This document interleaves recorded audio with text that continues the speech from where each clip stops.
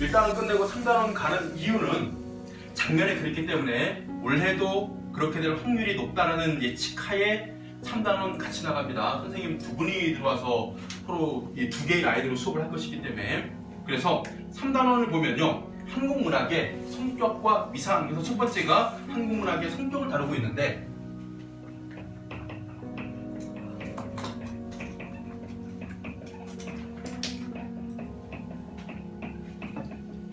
자, 여기에 다시 두 가지 작은 이론이 있습니다. 우리 그 본문 내용 막 쓰려고 하지 말고 그냥 밑줄만 잘 그으시면 돼요.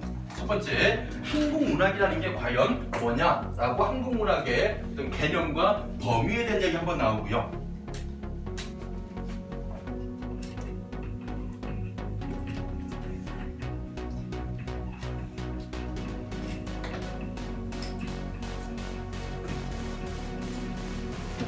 그리고 두 번째가 한국문학의 성격과 관련지어 가지고 우리 한국문학의 전통과 특질에 대한 얘기가 나옵니다. 첫 번째, 한국문학은 개념 보세요. 한민족의 사상과 감정, 체험과 상상을 형상화한 언어 예술이다.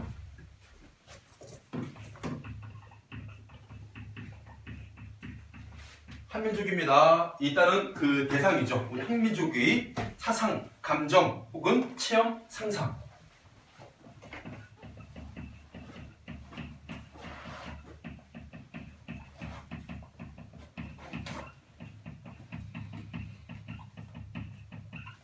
한민족의 사상, 감정, 체험, 상상 이런 내용을 뭐한 것? 형상화한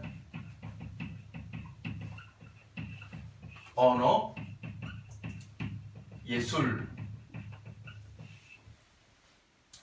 그래서 내용이 어떤 내용이 됩니까? 우리 한민족의 사상, 감정, 체험, 상상을 담아야 되고, 어떤 방법으로? 형상화라는 방법으로.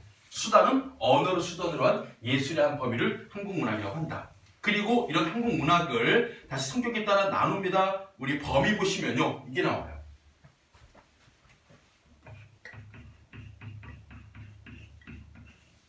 자, 범위 세 가지로 나눌 수 있습니다. 첫 번째가 구비문학, 두 번째가 한문학, 세 번째가 국문문학.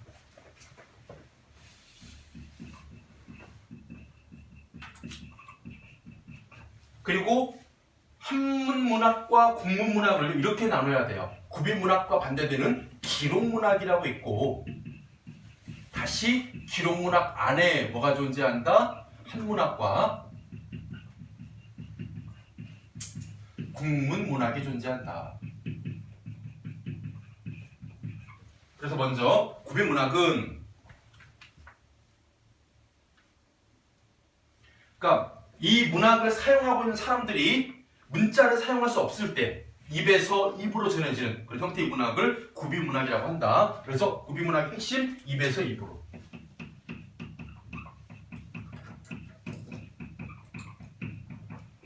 대표적인 갈래 고려가요 또는 민요가 대표적인 구비문학이 되고요.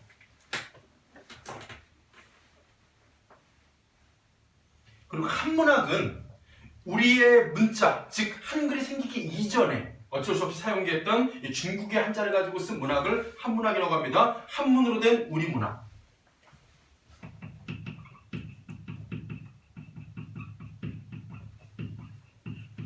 문학을 한문학이라고 하고, 여기에는 일단은 여러분들 한시가 들어가고요. 한자로 지은 시, 한문소설 들어가고, 한문수필도 들어갑니다. 마지막으로 국문문학 하게 되면 바로 한글로 이루어진 문학.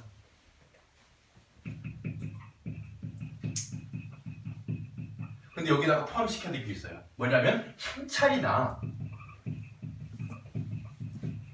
또는 이두라고 해서, 이게 뭐냐면 우리의 문자가 없었을 때 중국의 한자를 빌려와가지고 우리식으로 변형해 표기한, 우리가 이것을 차자 표기법이라고 해요. 한문과는 다른 겁니다. 이걸로 기록한 것도 다 국문학에 포함시킵니다. 향찰이나 이두로 기록한 것도. 그런데 향찰로 기록한 향가를 우리가 뭐로? 국문문학으로 포함시키죠.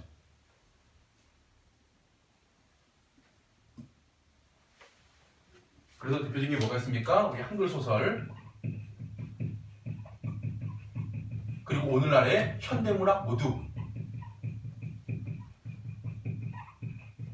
네, 국문문학의 범주를 담았죠.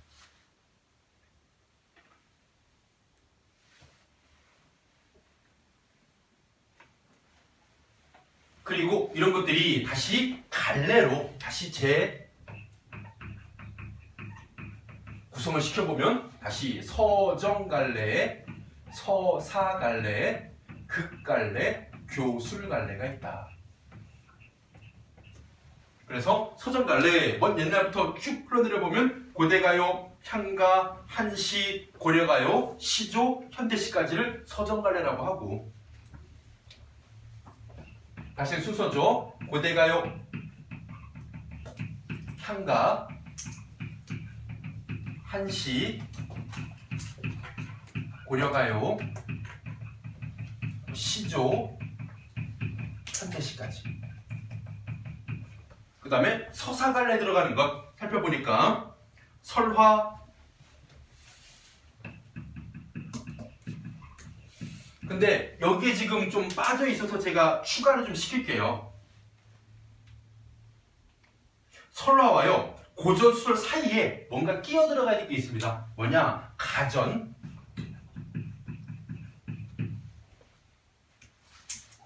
끼워 놓고 그 다음에 고전소설 나와야 되고요. 그 다음에 판소리 사설도 여기다 넣어야 돼요. 그런 다음에 신소설, 현대소설 이런 식으로.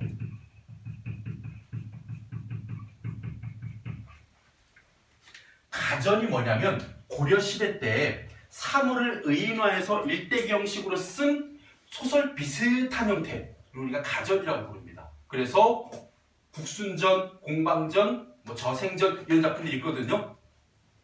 그리고 판소리 사설은 춘향가, 심청가, 흥보가, 수군가 이런 판소리의 말 그대로 어떤 대본 요거를 어디에다가 산문문학에 집어넣어야 됩니다. 그러고 난 다음에 신소설과 현대소설로 넘어야 되고,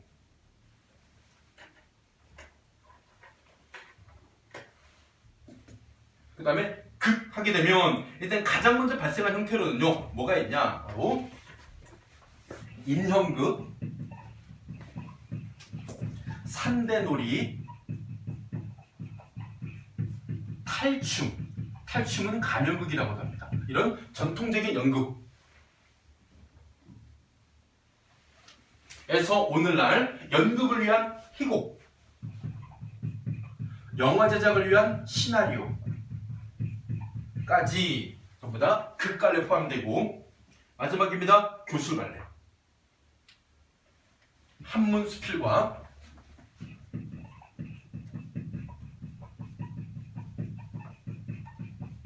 한글수필.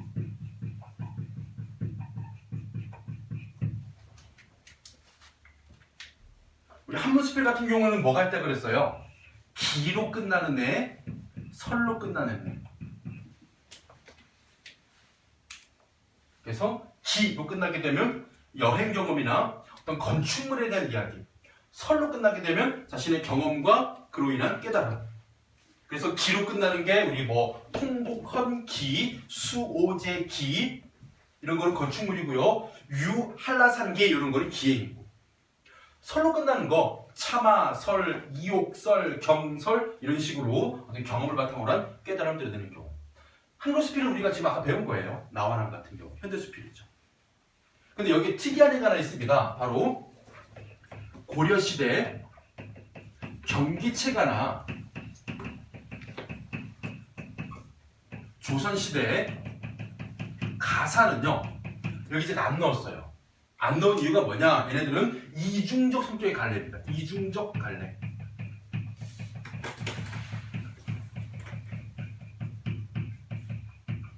왜 그러냐면 얘네를요, 우리 문학은 형식과 내용으로 이루어져 있습니다. 형식과 내용이 서로 다른 갈래의 것을 갖고 왔기 때문에 이중적 성격이 나타나요.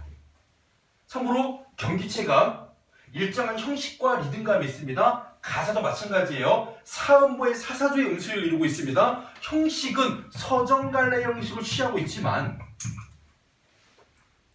일정한 음수율과 음보율의 전형성이 있지만 내용은요. 교술이라고 하겠습니다. 글쓴이의 실제 체험을 여기 교술이라고 써야 되지? 바탕으로 한 교술 두 가지가 복합적으로.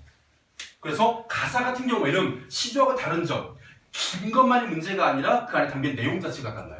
시는 자신의 정서로 쓴 반면 가사 같은 경우는 자신의 체험을 기록했다는 점이 크게 다릅니다. 우리 겨울방학 때 했던 선상탄 같은 작품이요. 작가가 임진왜란에 참전을 하고 지금 자기가 이 부산에서 대마도를 바라보면서 자신의 느낌을 썼기 때문에 요거 교술갈래의 형격이 드러나는 내용에서. 그래서 우리가 지금 송민구 공부할 건데 송민구도 마찬가지입니다. 형식은 서정의 형식이에요. 근데 내용은 글쓰는 실제 체험을 바탕으로 적은 것이기 때문에 가사 같은 경우에 뭐라고 한다? 이중적 성격의 갈래라고 얘기해요. 두 가지 다 가진 거야. 서정과 교술의 성격을 다 가진 돼요. 그 다음에 한국문학의 전통과 특질.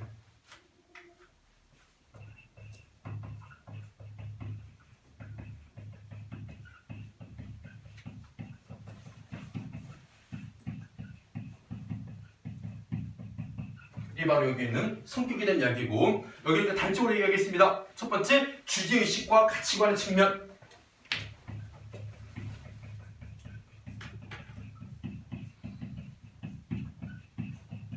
지금까지 우리가 공부하고 있는 수많은 한국문학은 어떤 주제의식을 갖고 어떤 가치관을 담은 게 대표적인가? 한, 자연친화.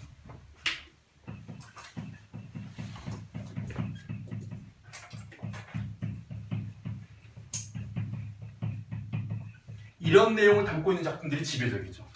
한 같은 경우는 보통 이별의 정한 혹은 사랑하는 사람의 죽음, 이별 이런 정도의 한의 정서. 그 다음에 자연 친화는 우리가 조선시대 사대부들이 이 자연을 좋아하고 자연 속에서 은거하고 싶다라는 마음을 다룬 경우에는 자연 친화의 내용이 됩니다. 그리고 미의식의 측면. 대표적인 게요. 풍자와 해학. 어떤 부정적인 대상을 뭐하기 위해서 비판하기 위해서 풍자하거나 웃음을 유발함으로 인해 가지고 삶의 슬픔을 이겨내거나 하는 그런 장치들이 아름다움의 측면으로 많이 등장한다는 것. 두 번째 특성.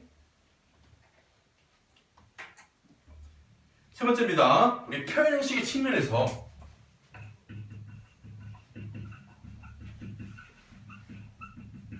바로 삼음보의 노래와 사음보의 노래가 양대산맥을 이루면서 쭉 흘러왔다죠. 삼음보의 노래는 고려가요, 민요 같은 구비문학을 중심으로 해서 흘러왔고, 사음보의 노래는 여기 나와 있는 이 시조 혹은 여기 있는 가사를 중심으로 해서 사음보가 유지되어 왔습니다.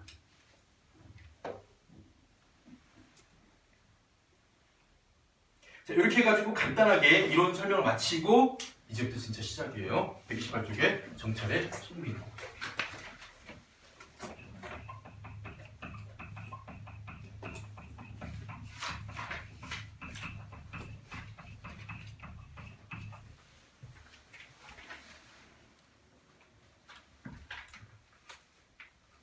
자, 정철, 조선 중기.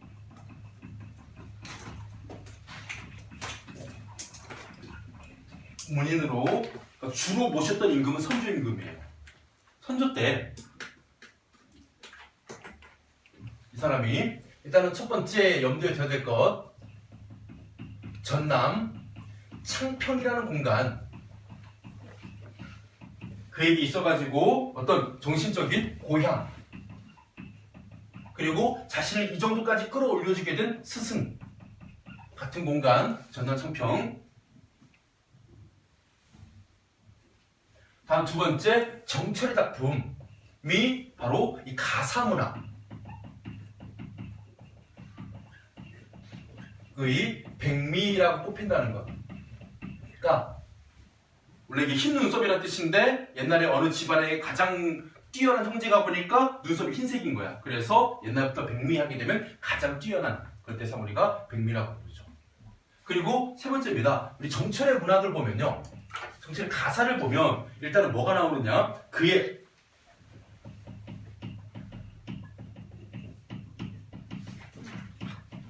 유교적인 가치관, 자연 친화의 내용도 나오긴 나오지만 다른 작품들하고 사뭇 다릅니다. 그는요, 임금에 대한 이 연군의 마음이 거의 그 사람의 모든 가사 작품을 지배적으로 꿰뚫고 있어요. 그리고 제목 속미인곡은 원래 정철은 뭐를 먼저 지었는데 사미인곡을 지었는데 그 사미인곡의 속편 이란 뜻의 속미인곡이 되죠. 만약 지금 이거 쓰고 있다면요, 여기다가 별표를 큰 거 하나 달아두세요. 그래서 우리가 작년에 배웠던 사미인곡과 지금 배우게 될 속미인곡을 서로 뭐 하는 것? 비교하는 문제. 정말 내일 아침 해갈 때도 무조건 나온다고 생각하시면 돼요. 사미인곡과 속미인곡을 비교하는 문제 무조건 나옵니다. 그러니까 무조건 나오는데 그거를 선택적 객관식 문제로 내느냐 아니면 서술형 문제로 내느냐 그 차이만 있을 뿐 무조건 나옵니다. 자, 일단은 미리 좀 말씀을 드릴게요. 사미인곡 같은 경우에는요, 시적 화자가 독백체 형태로 내용을 이끌어 나가요. 자기 혼자 중얼중얼거립니다. 반면 속미인곡은 이제 보면 알겠지만 두 여인이 말을 주고받는 대화체 구성되어 있다는 것.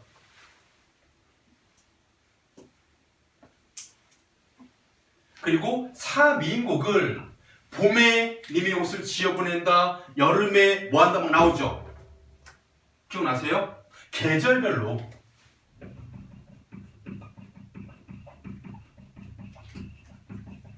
구성이 되어 있다면 속미인곡은 두 여인의 대화 구성으로 이루어져 있다는 차이점. 그리고 요거는 여러분들 직접 찾아내기 힘들지만 참고로 알아두세요. 그렇다고 여러분 배우셔야 돼요. 여기서는요, 약간 사대부 여성의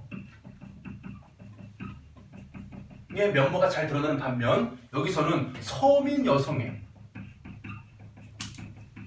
성격이 잘 드러나는 그런 구성이 보인답니다.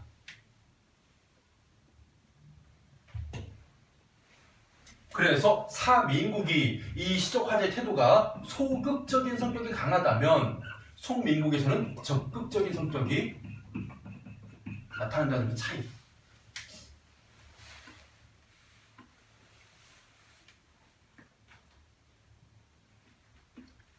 공통점도 있겠죠.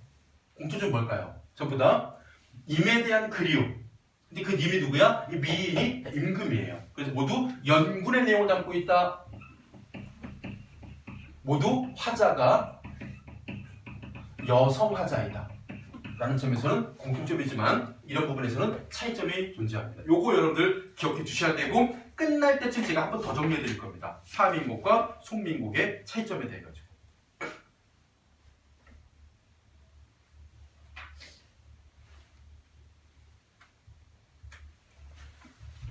자, 시작할게요. 서사. 자, 가 부분을 보면 이렇게 되어 있습니다. 대간원 뎌 각시 본득려 혼뎌이고 저기 가는 저 여인 본 적이 있구나라는 해석이고요. 거기 보시면 저 각시가 나옵니다. 각시. 이때 각시가 자기가 보고 있는 다른 여인이거든요. 이 여인이 누구냐? 바로 을려입니다. 을려. 우리 간여 을려 할 때 을려. 저기 가는 저 을려 본 적이 있어. 나 너 알아. 너 천상백옥경 다듬으면 천상백옥경.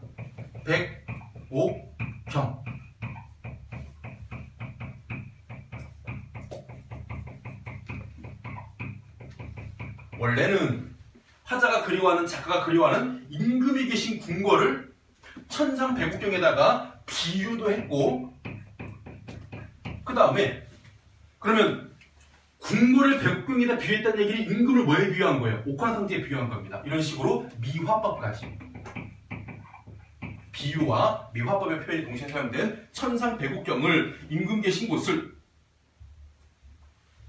어띄어야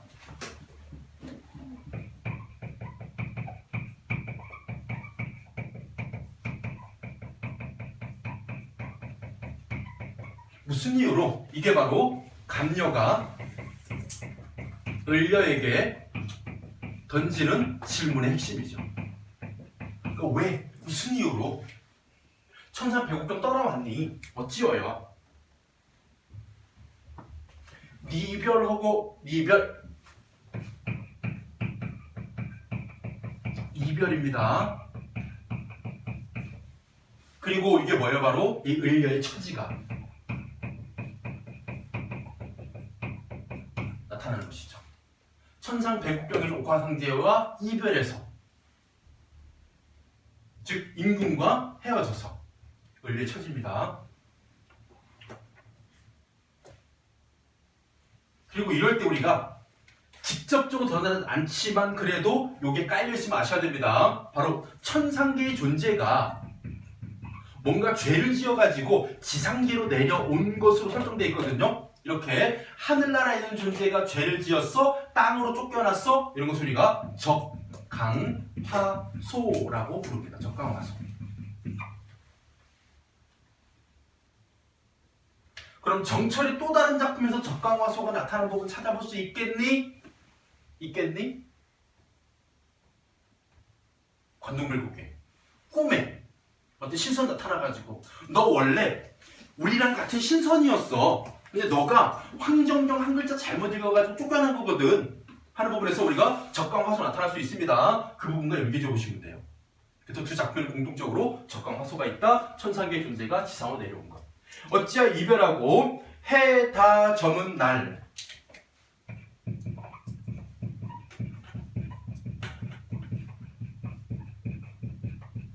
일단은 시간적 배경인데, 자, 해가 지고 있습니다. 저물녘이에요. 그리고 뭔가 저물고 있다라는 하강적 이미지를 통해 가지고 뭐 하고 있습니까? 쓸쓸한 분위기를 조성하는 시간적 배경입니다.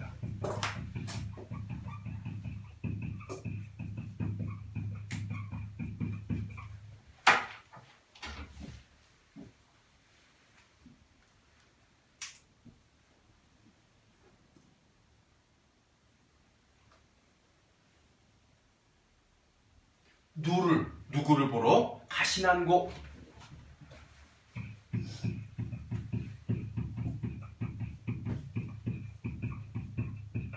누구를 보러 가느냐? 참고로 여기 보면요, 가시난고라고 되어 있잖아요. 우리 옛날에 의문형 종결이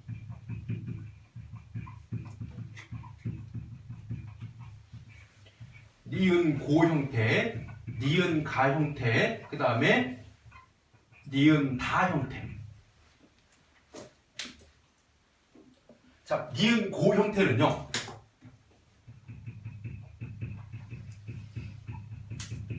이거 아시죠? 설명의문문, 판정의문문.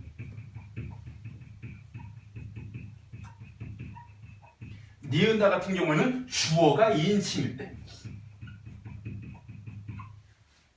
그러니까 너는 뭐 밥을 먹었느냐 하게 되면 너는 밥을 먹었는다. 이거 먼저 빼버리고 그 다음에 고가를 볼게요. 오 형태, 아 형태. 고로 끝나면요, 지금 누구를 보러 가는가? 앞에 누구가 들어가요. 누구. 설명 의문은 요구하는 겁니다. 뭘 요구해요? 설명을 요구하는 거예요. 우리 현대어의 설명 의문문은 어색하지 말고 잘 들어봐. 앞에 의문사가 들어가요. 너 언제 왔어? 너 어디서 놀았어?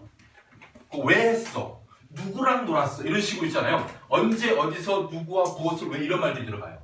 그러면 그것에 대한 설명을 해야 됩니다. 그러면 설명 의문문이에요. 판정 의문문은요, 대답을 예 아니면 아니오로 대답할 수 있는 의문문은 판정 의문문이라고 해요. 그래서 중세도 똑같습니다. 판정 의문문에는 가가 붙고요, 설명 의문은 고가 붙는다는 점. 분명히 얘기했습니다. 제가 문학 공부할 때 문학만 하다가는 여러분이 큰 거 다친다고. 이게 중세국어로 표기가 되어 있기 때문에 중세국어 문법 문제를 섞습니다. 만약에 여러분들 병과쌤 여기다 수업하잖아요. 100% 중세국어 문제 나와요. 예시를 썼습니다. 그래서 이런 거 다 점검하셔야 돼요. 여러분들 문법까지 같이. 아시겠죠? 지금은 그냥 음운형 종결이구나 정도만 아셔도 되게 훌륭하신 거예요. 근데 시험 전에는요, 너희들이 그 시적절할 때 막 시험에 대한 집중력이 막 솟아 올라가지고 뭔가 이제 공부밖에 딴 거 생각 안 날 때쯤 그때는 하시면 됩니다. 지금은 그냥 전체적인 내용만 쭉 보고다가 방학 때 무슨 공부니? 솔직히 지금 놀아야 될 텐데 그냥 온 거잖아 지금. 그럼 이럴 때는 이런 거 시골 다 외우려고 하지 마시고 일단은 써두세요. 저 지금 녹화를 하고 있으니까. 그래서 나중에 정말 필요할 때 내가 전체 내용 다 알았어. 혹시 뭐가 더 볼 게 있지 않을까 할 때는 그때 요거 보시면 됩니다. 문법적인 내용.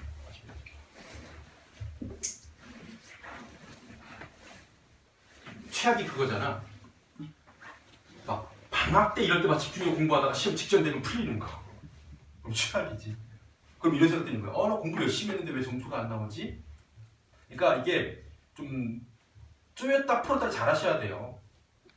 그래서 지금 그냥 여러분들이 어느 정도 이제 국어에 대한 어떤 작품에 대한 어떤 전반적인 내용 좀 이해하다가 시험 때 다가오게 되면 그때는 시험 기간이니까 말 그대로 집중해서 여러분들이 이런 내용 찾아서 보시면 되고 질문 많이 하셔야 돼요. 그때 제가 역으로 질문할 수도 있습니다. 설명 의문문이 뭐야? 판정 의문문이 뭐야? 이런. 자, 그래서 누구를 보러 가시는 거, 누구를 보러 가느냐, 가십니까? 라고 여기까지가 누구? 대화창을 했습니다. 두 여인이 대화를 나눈 거예요. 감녀입니다. 감녀. 감녀가 뭐로 끝났습니까? 너 누구 보러 가니? 어찌하여 이별했니? 두 개 물어봤죠. 얘들아, 첫 번째 물어본 거 뭐야? 너 무슨 이유로 이별했니? 두 번째가 지금 누구 보러 가니? 두 가지잖아요. 뭘로 나온 거예요? 이게 좀 감녀의 질문. 그래서 여기까지가 첫 번째 부분입니다. 감녀의 질문. 그리고 이 작품에서 감녀,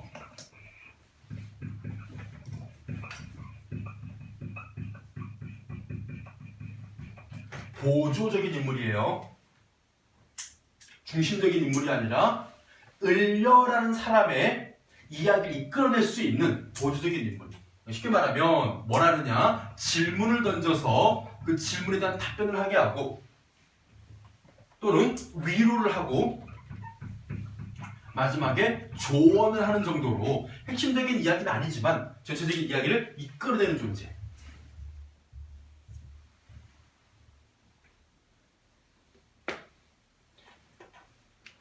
그리고 요거는 또 지금은 그냥 저런 게 있구나만 들으시고 나중에 시험 기간 되면 그때 또 이렇게 복귀해야 될 거 뭐가 있냐면 예전에 요 송민국가요 화법 이론을 결합시킨 문제를 저도 출제했었고 고백하자면 다른 분도 이런 비슷한 문제를 낸 적이 있었어요. 뭐냐면 우리가 듣기 중에 여러 가지 듣기가 있습니다. 뭐 비판적 듣기도 있고 평가적 듣기도 있고 많이 있는데 공감적 듣기라는 게 있어요. 그리고 공감적 듣기의 방법에는 소극적 들어주기와 적극적 들어주기가 있습니다.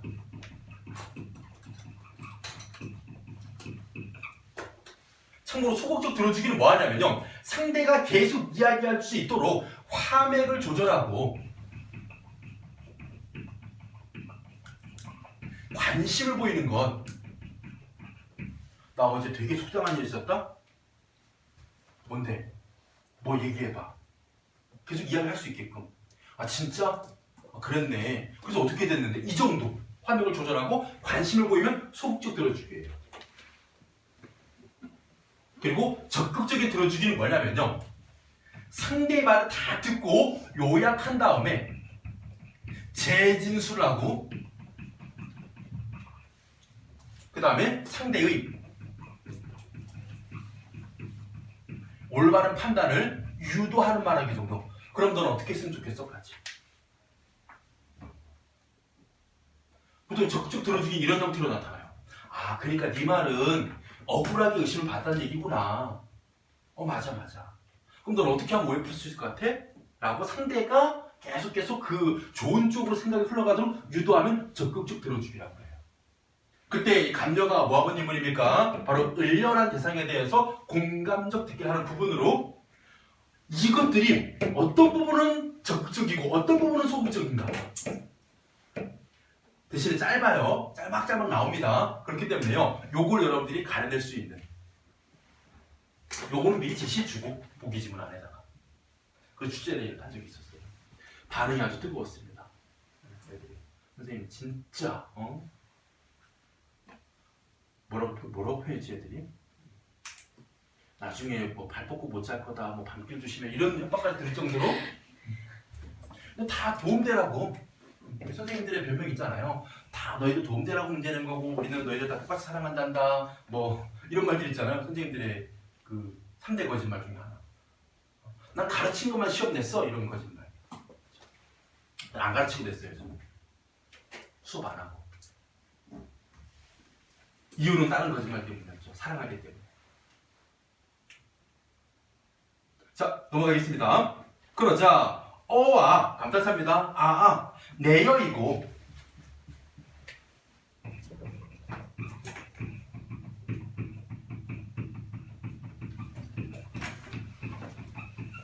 너로구나 할 때 내 누굴까요? 바로 금방 질문 던졌던 요거는 감녀예요. 너로구나.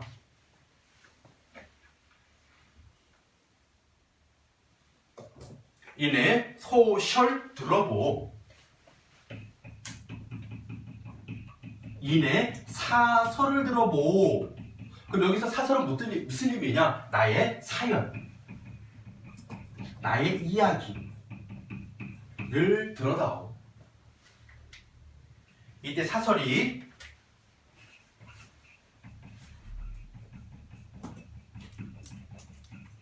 이 작품의 본사에 내용이 되죠.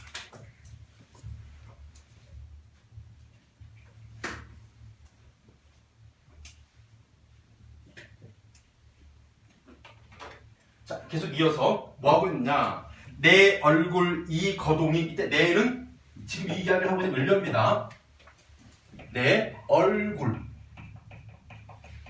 자, 이때 얼굴은요, 요 페이스가 아니에요. 바디예요. 몸 전체를 의미하는 얼굴입니다. 그러다가 오늘날 사람의 뭐만 여기는 앞면으로만 국한돼서 이게 뭐가 된 거냐면요, 의미가 축소된 어휘예요. 옛날에 얼굴 하게 되면 사람의 몸 전체를 얘기했습니다. 즉 내 몸 전체가, 내 외양이, 그리고 거동은 행동을 의미합니다.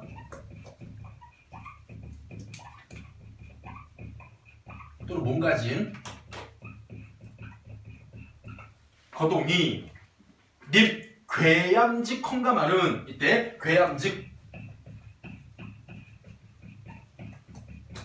괴다 사랑하다는 뜻이죠. 사랑함직. 님이 사랑함직 한가마는 어쩐디 어쩐지 날 보시고 님이 뭐라고 했습니까? 내로다. 너로구나. 뭐한 겁니까? 님의 선택을 받고 님의 사랑을 받게 된 과거의 님의 말이죠. 너로구나. 라고 여기실세. 자, 이때 내로다를 이렇게 보시면 돼요. 밖으로 빠져나와서 작가 정철.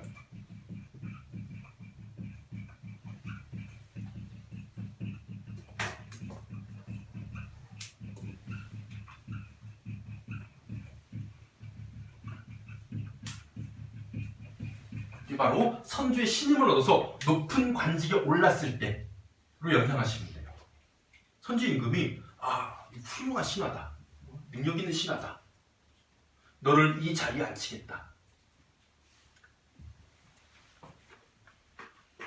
라고 여기자 나도 님을 믿어 군 뿌듯이 전혀 없어. 여러분들 어수장부터 나오네요. 군 뜻, 다른 뜻.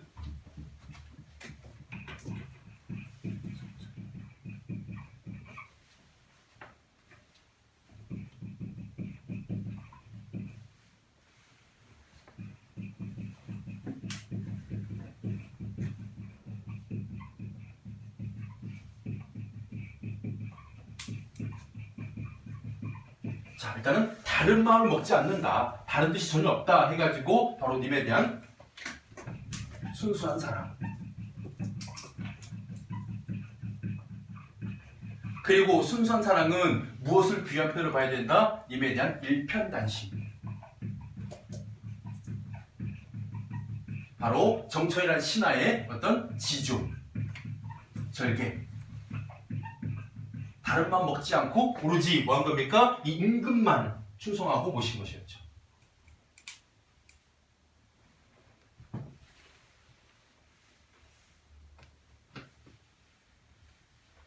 그래서 뭐 했습니까? 이례야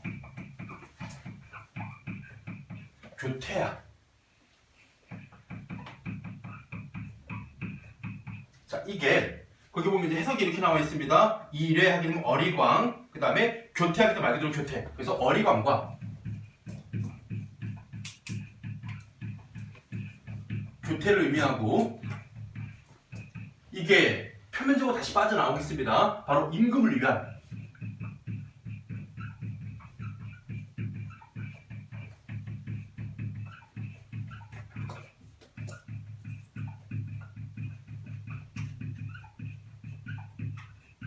신하의 어떤 정책이나 정치적인 행동들. 그래서 이래야 교태야 라는 행동에 대해서 일단은 과거, 그 당시에는 전부 다 뭐였다? 임금을 위한, 임을 위한 사랑의 마음 때문에 한 행동이었다. 그래서 다시 해석하게 되면 임금을 위한 신하의 충정의 마음으로 한 행동이었는데, 현재 깨달음을 얻죠. 그게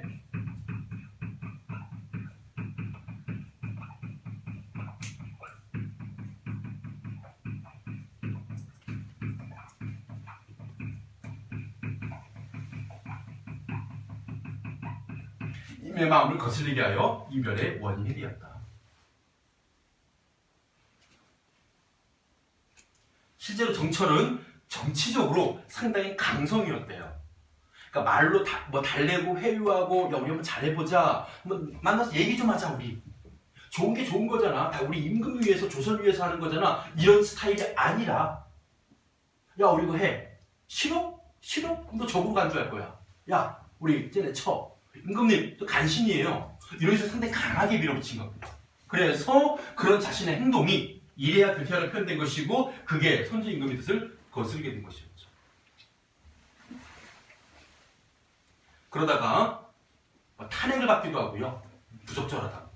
그러다가 낙참을 하기도 하고 귀양을 가기도 하고. 그래서 이래야 교태야, 어지러이 굳었던데 허뒀던데 해가지고 뭡니까 여러분들? 이게 누가 생각하는, 인류가 생각하는 이별의 원인이 된 것이었죠. 이래 교태가. 그래서 반기신앙, 넛빛이, 이때 넛, 이게 얼굴이에요. 우리 낯익다, 낯설다 할 때 낯.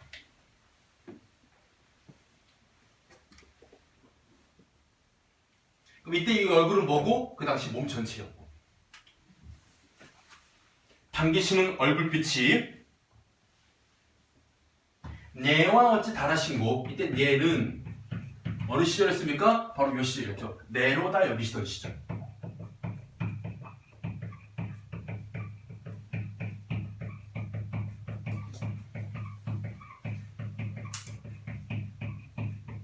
그 옛날과 내와 어찌 다르신고.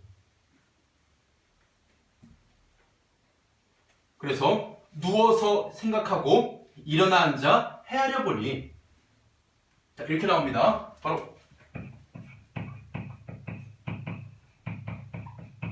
내 몸의 지은 죄가 메고티 쌓여 있으니 일단은 메고티에서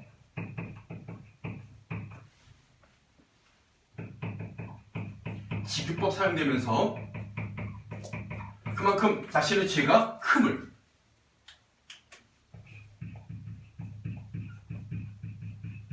드러내고 있고, 하늘이라 원망하며 사람이라 허물나랴. 다른 사람을 원망할 필요가 없다. 서로 풀테니 이런 말 합니다. 조문의 탓이로다.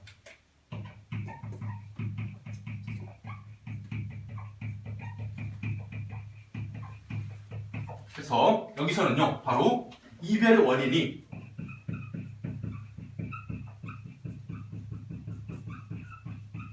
자신에게 있고, 그런 자신의 행동은 전부 다 운명론적인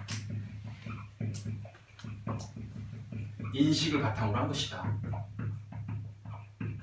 바로 조물이 나오면 무조건 운명론적 인식.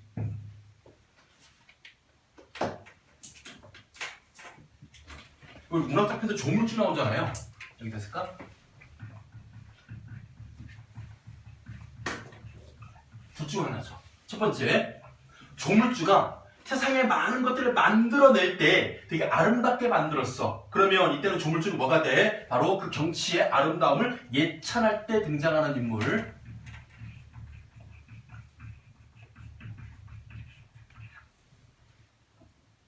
그래서 뭐 칼로 몰아낸가, 붓으로 그려낸가, 뭐 헌석터, 헌사시자 이런 거 나오면 아름다움 예찬. 조물주가 등장하는 두 번째 이유, 조물주가 나를 그렇게 만들어서, 조물주가 우리 프로메테우스하고 맥이 통하는 인물이죠? 인간은 처음 빚어낼 때 보따리 두 개를 만든 것처럼 나를 그렇게 만들었다. 이것은 내가 그렇게 태어났다라는 운명론적 인식.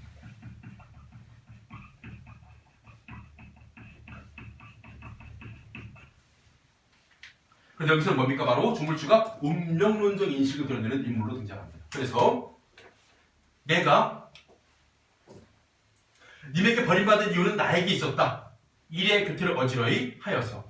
그리고 그런 나의 이런 모습은 어쩔 수가 없는 것이다. 나는 그렇게 태어났기 때문에. 나의 운명. 자, 여기까지가 뭐하고 있는 겁니까? 바로 을.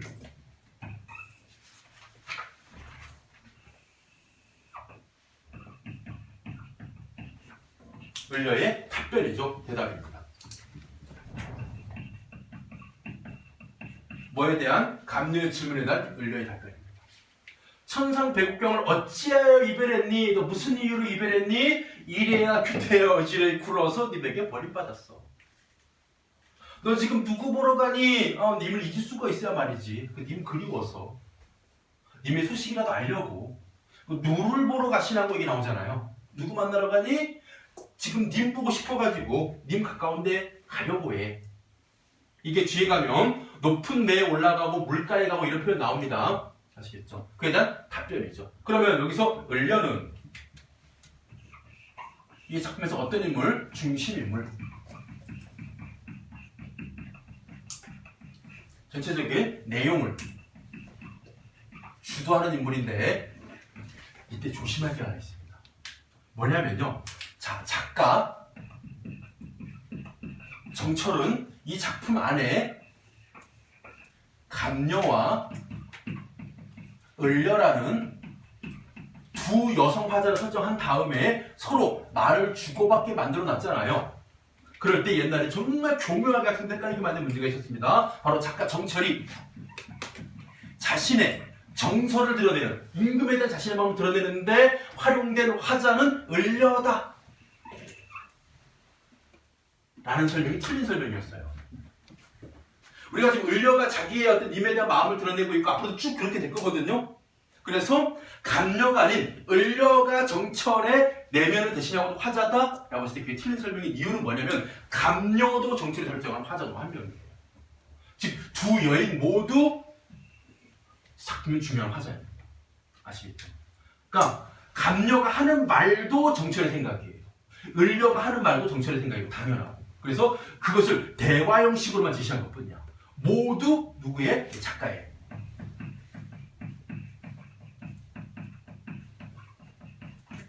마음을 표현하고 있는 인물이라는 점. 모두입니다. 모두. 조심해야 돼요. 감녀는 아니야. 감녀는 외부 인물이야. 이러면 안 됩니다. 감녀도 정철의 화자입니다.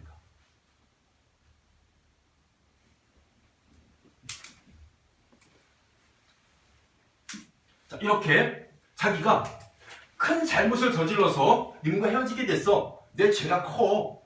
라고 얘기하자. 자, 본사 부분에서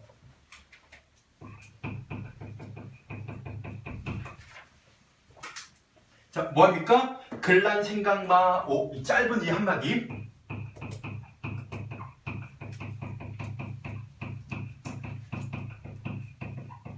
짧은 한마디가 누구의? 감녀의 위로고요.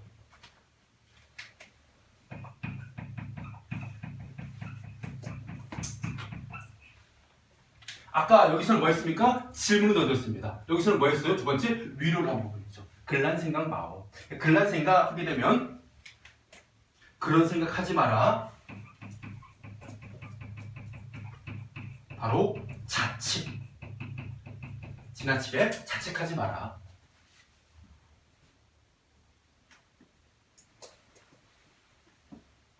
그러자 누가? 을려가 맺힌 일이 이셔이다.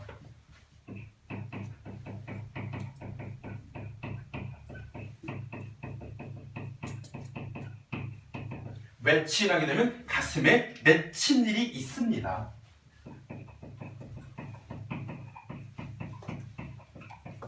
할 때 일단은 이게 누구? 을려의 마찬가지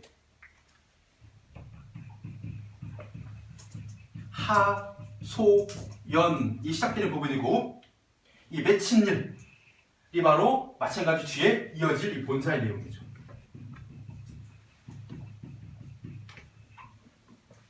가슴에 맺힌 일이 있습니다. 그 맺힌 일이 뭐냐? 첫 번째, 바로 님에 대한 염려.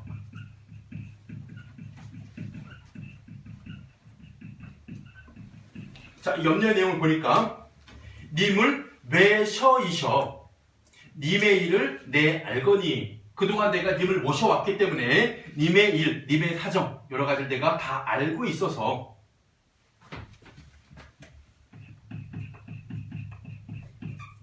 물고 턴 얼굴 하게 되면 일단 비유적 표현. 자, 님의 몸을 뭐에다 비유했습니까? 물. 옛날에는 물, 뭐 불, 풀 이런 거 있잖아요.를 물, 불, 풀로 적었죠. 나중에 우로 바뀝니다. 원수모마 되고 그 이전엔 물이었죠. 그럼 이때 물의 이미지는 뭐냐? 연약함입니다. 연약함. 그래서 비유적 표현을 통해 가지고 뭔 겁니까? 연약한 님의 몸. 걱정되죠. 자꾸 아프니까. 그래서 물 붙은 얼굴이 편하실 적 몇 날일고. 그 다음에 춘한고열. 춘한고열. 자, 봄춘자에다가 찬한자입니다. 그래서 이른 봄에 꽃샘 추위와 여름 더위.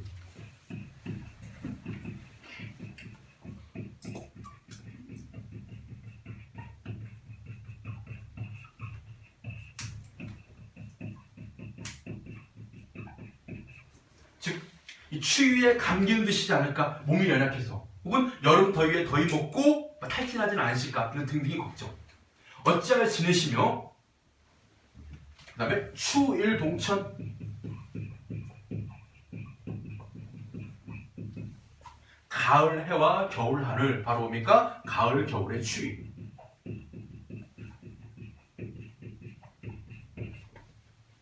자, 이것은 또 누가 모시는가? 전부 다 님에 대한 걱정들이죠. 그 다음에 죽, 조반, 조석, 매.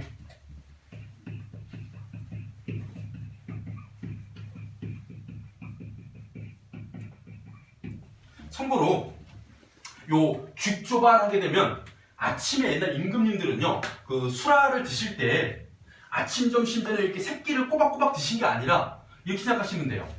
밤에 우리가 저녁을 먹고 나서 길게 막 8시간 이상 잠을 자잖아요, 사람이. 그러고 나서 아침을 먹게 되면요, 그 시간의 이 텀이 아침 먹고 점심이나 점심 먹고 저녁보다 훨씬 길기 때문에, 무슨 얘기냐면 아침을 7시에 먹고 점심을 12시에 먹고 저녁을 7시에 먹었어. 그러면 요거 5시간. 그죠? 아니야? 시간차가? 아침 먹고 5시간 있다가 점심 먹는 거 아니야? 만약에. 그리고 5시간 있다가 저녁 먹고? 근데 저녁을 7시 먹고 다음날 아침 7시 밥 먹으면 이게 몇 시간? 12시간이잖아요. 그래서 이렇게 아침에 갑자기 기름진 음식으로 밥을 드시면 뭐하니까? 이 원래 쉬었던 위가 놀랄까봐 이 정도까지 관리받던 사람이었어요. 그 영화 광해 왕이 된 남자에 보게 되면 심지어는 어이들이 뭐까지 했다 그래요? 임금의 똥에 막까지 봤다고. 건강 상태를 체크했다고. 나라의 이제 중요한 인물이니까. 그래서 아침에 뭐 하냐면요, 첫 식사가 죽이어야 돼. 밥이 아니라. 먼저 죽으로 아침을 하고, 그 다음에 아침 저녁 매 하게 되면 옛날 이 매가 산이란 뜻이 아니라 이때는 뭐로 쓰였냐? 임금이나 조상의 밥을, 신령의 밥을 옛날에는 매라고 불렀답니다. 밥이라고 안 하고. 지금도 가끔 막 안동 이런 데 가면 그 제사 지낼 때 밥을 매라고 하고 국을 갱이라고 하고 그 다음에 나물 반찬은 탕시라고 하고 이렇게 불러요. 그래서 아침 저녁 밥이라고 하지 않고 조성매라고 합니다. 그럼 이때 나와 있는 이 죽조반이나 조성매 뭡니까? 임금의 수라죠, 수라. 드시는 것. 사람 건강하는 비법 중 하나가 그거잖아요. 잘 먹고 잘 자는 거. 그래서 잘 드시는가, 죽조반 조성매는 예와 같이 세시는가, 그 다음에 기나긴 밤에 좀 잠은 어찌 자시는가. 여기까지 뭐 하고 있는 겁니까? 님에 대한 염려인데 뭘 염려합니까? 첫 번째 건강, 식사, 잠, 이런 것에 대한 걱정. 그래서 뭐 하고 있는 겁니까? 바로 화자의, 여기서도 이 정성을 통해서, 걱정을 통해서 알뜰한 정성이 드러나는 부분. 직접 사물은 아니지만 입에 대한 염려를요. 그러니까 아프진 않으시는가, 음식은 잘 드시는가, 혹은 잠은 잘 주무시는가, 입에 대한 알뜰한 정성을 드러내는 부분. 이런 것 하나하나가 전부 다 뭐예요? 이 작품의 작가가 임금에 대한 자신의 변함없는 마음을 드러내는 하나의 방법으로 사용된 겁니다.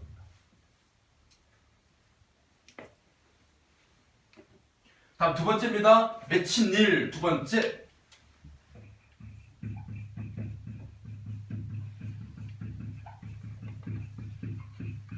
바로 그러한 님에 대한 그리움을 드러내기 위해서 뭐 하느냐? 님다히, 님 계신 곳에 소식을 아무에게나 알려고 하니 오늘도 거의로다 내일이나 사람 올까? 자, 여기 오늘도 거의로다,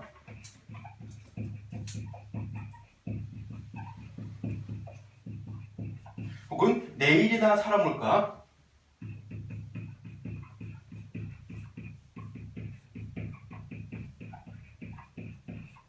그래서 오늘, 내일, 바로 하루하루를, 매일을 전부 다 뭐 하는데? 님에 대한 그리움으로 다 보내는 것이죠. 그래서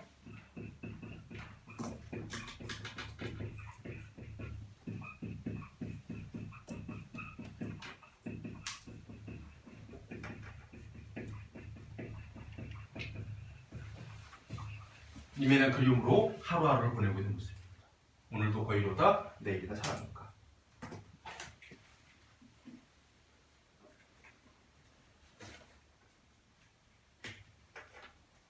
그래서 내 마음, 이때 마음은 뭘까요? 내 그리움, 님에 대한 그리움을 둘 데가 없어서 어디로 가자 말고 어디로 가야 한단 말인가?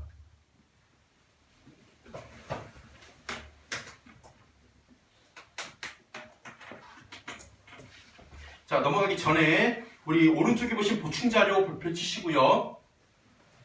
자, 송민곡, 사민곡, 일단은 여기는 공통점을 좀 많이 언급해놨습니다.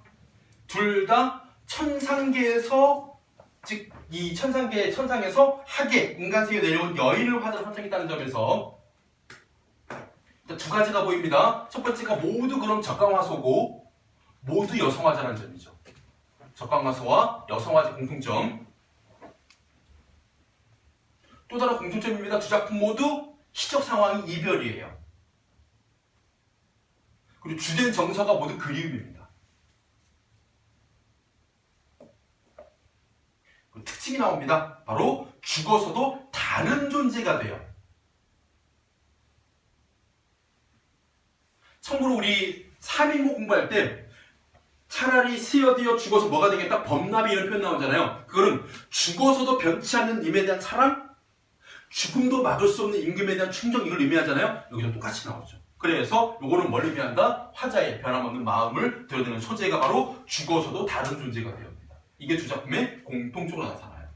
차이점이 있다면 이런 거 다 빼버리고 독백체, 대화체, 계절별 구성, 대화 구성, 이게 표면적으로 드러나는 두 작품의 차이점입니다. 3인곡은 계절의 변화에 따라 시상을 전개한다. 송민곡은 두 여인의 대화로 시상을 전개하고 있다. 그래서 독백체와 대화체, 계절별 구성과 대화 구성을 아우르는 말이죠.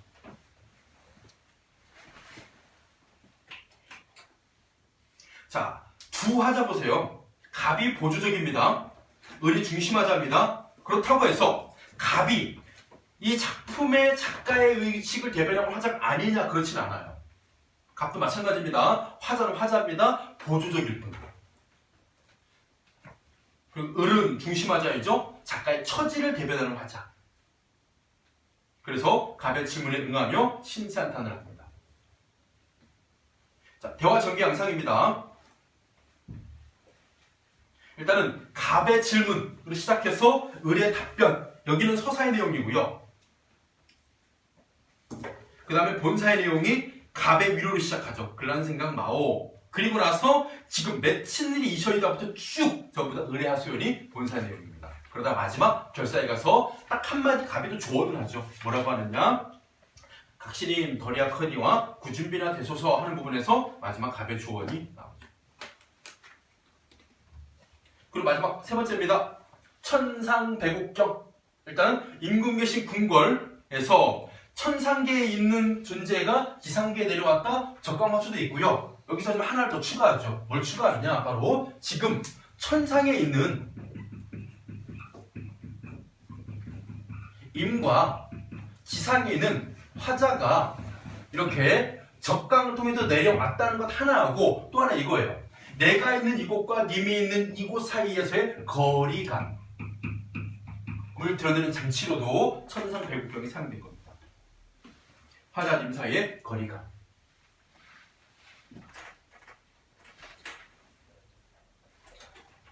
이때 거리감은 현실적으로 뭐와 유사한 거예요? 임금 계신 한양과 이 작품의 작가가 있는 전남 창평 사이의 거리감을 뭐로? 천상과 지상으로 형상화해서 표현하고 있습니다.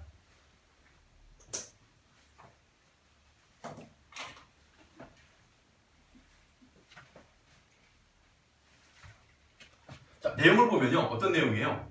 정철이 관직을 잘못 저질렀기 때문에 관직에서 물러나서 낙창에서 전남 창평에 은거하면서 그래도 변함없는 임금에 대한 자신의 마음을 드러내기 위해서 어떻게 했습니까? 여성화자를 설정하고 적강화소를 설정하고 두 여인의 대화체로 설정하는 형상화 방식을 통해서 우리 민족이 공통적으로 느낄 수 있는 것은 사상이나 감정을 드러내되 중요한 건 뭐냐면 내용은 자신의 실제 체험을 바탕으로 한 교술의 내용이지만 형식은 어떻게 되어 있습니까? 대간원, 덜각시, 본두도, 혼저이고라고 사음보로 끊어지는 서정간의 형식을 취하면서 내용은 작가의 실제 체험을 다루고 있는 교수간의 성격을 복합적으로 가지고 있는 가사문학이라는 겁니다. 자, 일단 오늘 여기까지 해서 일단 앞부분 자르고 다음 시간에 송민곡 마칩니다. 한 페이지만 남았어요. 마치고 난 다음에 그 132쪽에 정급사 봐야 되고 그다음 이옥봉의 자술 추가로 본 다음에 또 미스터방 쪽으로 넘어가겠습니다. 일단은 오늘 수업 여기 마치고요. 토요일 날 마찬가지로 1시에 올 때 이번 토요일부터 그 수능 수업 나갈 거니까 교재 그때 오면 드립니다. 그때는 필기구하고 자습서 갖고 오지 마시고 그 파일 들고 오시면 돼요. 파일에다가 제가 기출문제 자료를 드리면 그때 수업 받도록 하겠습니다. 질문 없으면